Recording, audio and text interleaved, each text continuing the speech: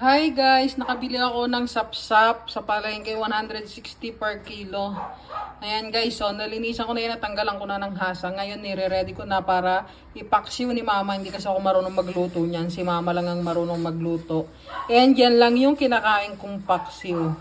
Ang paksiw na sapsap. So lalagyan ko lang yan ng maraming bawang din. Tatawagin ko si mama para timplahan niya na ang kanyang sapsap. Pag nauumay na si mama sa mga pork, gana, sa matatabang pagkain, eto, yan ang niluluto namin, paksiw.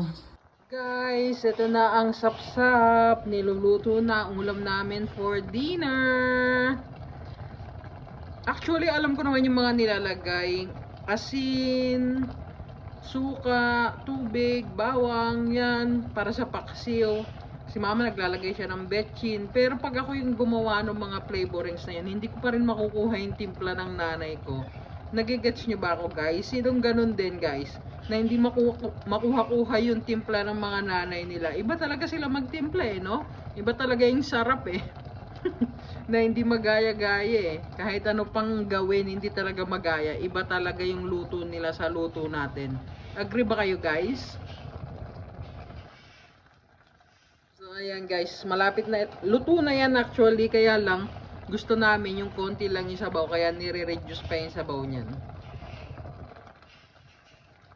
So kainan na.